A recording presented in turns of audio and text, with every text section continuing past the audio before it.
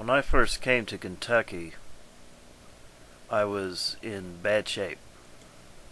I had been an alcoholic, a serious alcoholic for some time, and I was hardly in shape to do the farm work that we had to do. I worked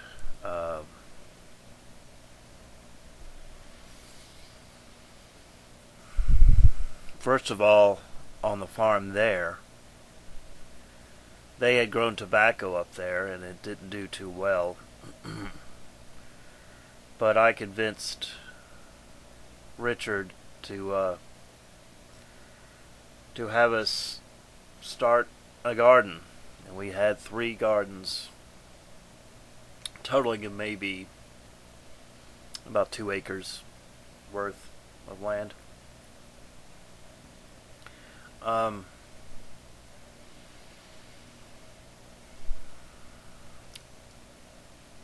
Working out there in the garden was very therapeutic for me. I really, after a while, got so used to being out there in the sun, in the heat. The first few months there were really good ones. I remember Richard told me that there was some sort of trial period for anyone who came there. They had tried 2 other people, he told me, as Papillon, and that didn't work out, obviously. One of them was a very mentally ill man who actually came back to the group later on and stayed with us for a few months.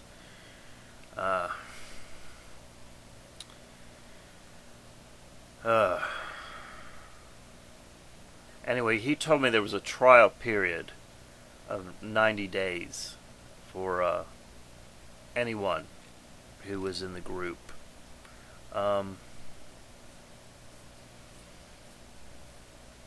Interesting that the last day of the 90 days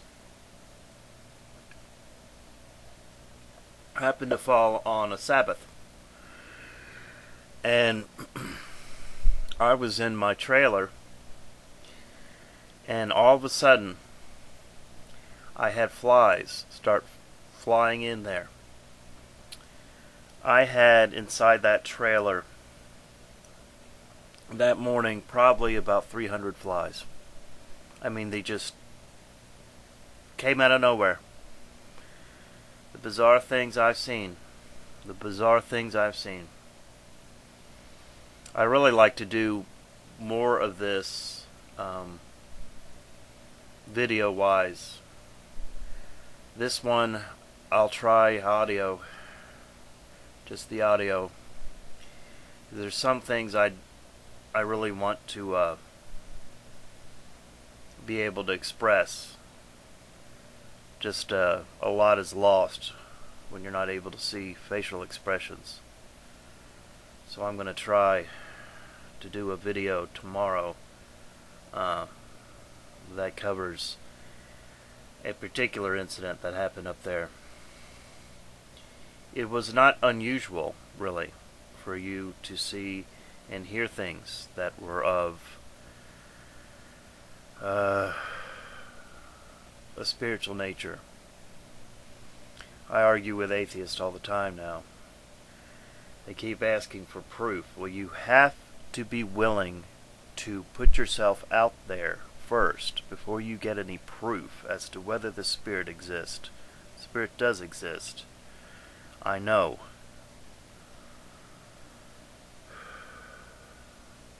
I go through a lot now, back and forth. And if it's not one of these women of mine, it's another.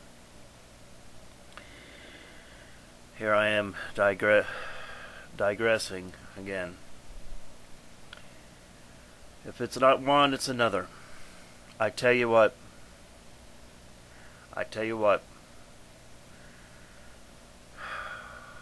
Being in love with 3 women is hell.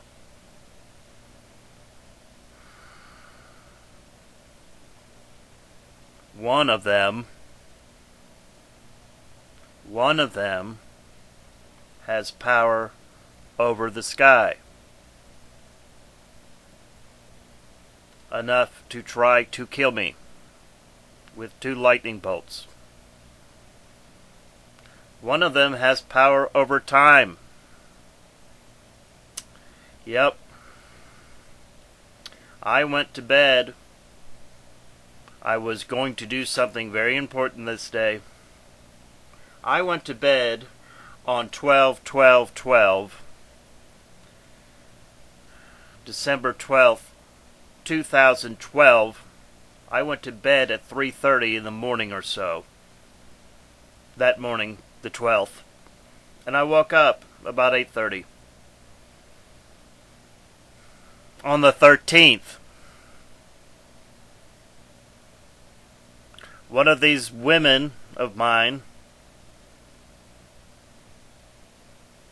stole an entire day from me.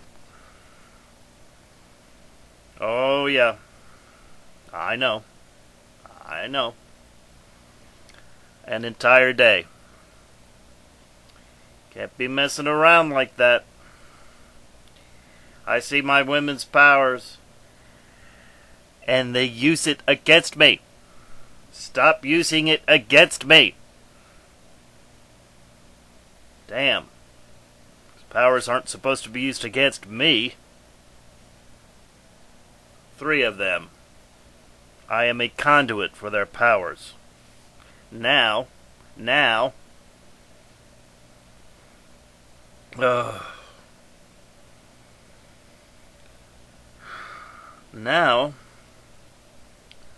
I'm actually speaking telepathically with 2 more.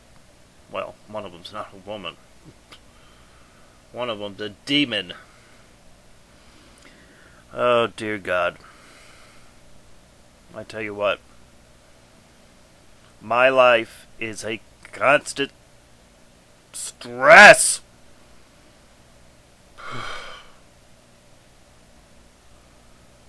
And I wouldn't give it up for anything. I wouldn't give them up for anything.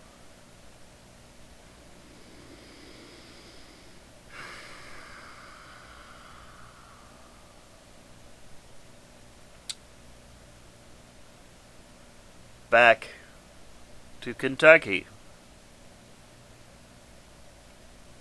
I really got along pretty well to begin with everyone. Every day we would pray 2 times a day, in the morning and at night, in a circle. Well, I don't know if it was the first or the second day or what.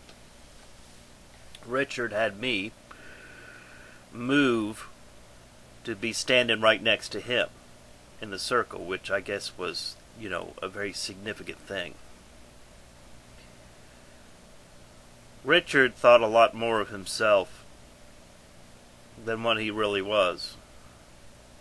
He was no David Koresh. I mean, he didn't have that sort of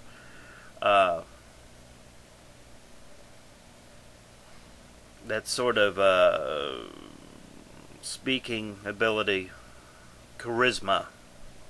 He really didn't have much charisma at all. He thought he did. When I was told I'm to have 3 wives, the first thing I thought about was him and his 2 wives. I'm not a cult leader.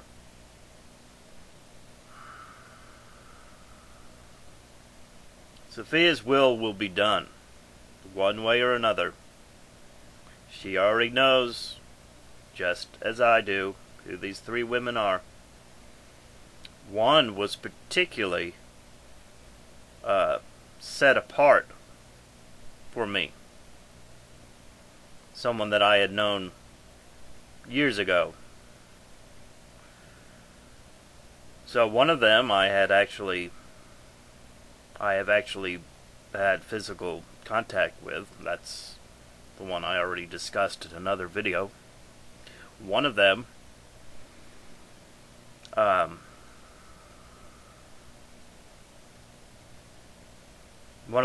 had met years before.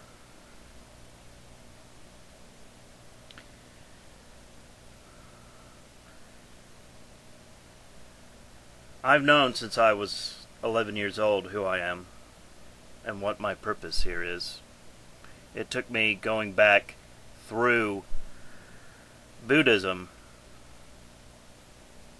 and reaching enlightenment for me to regain that understanding that I had at 11. I always knew that the person that's going to stand beside me would be a woman, not a man. I'm not going to have that kind of intimate relationship with a man. It's just not possible. The other witness is a woman. And you know who you are.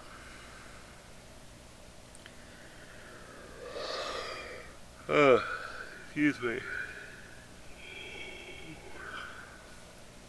I really don't like doing it this way.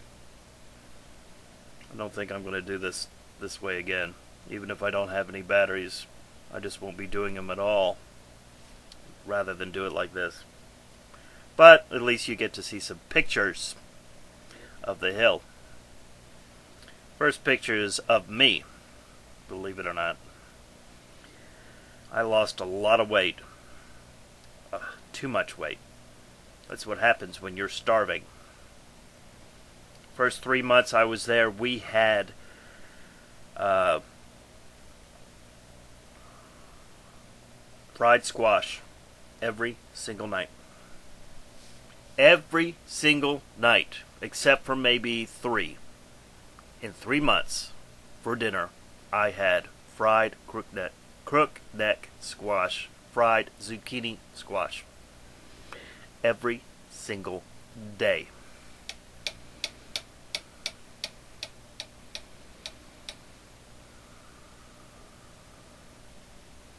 I haven't gone through all this for no reason. When I started recognizing Sophia for who she is, and started talking to her, and she started talking back, everything started falling into place. It all really started then. Because after I got out of the hospital, all I did was sit around and drink and feel sorry for myself. It wasn't until Maria stopped talking to me, stopped calling me,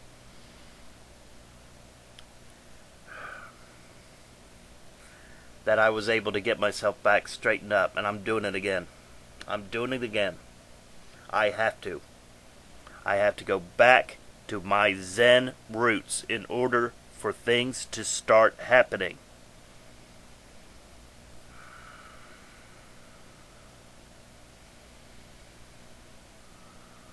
I often tell the women in my life that I'm willing to do anything for them.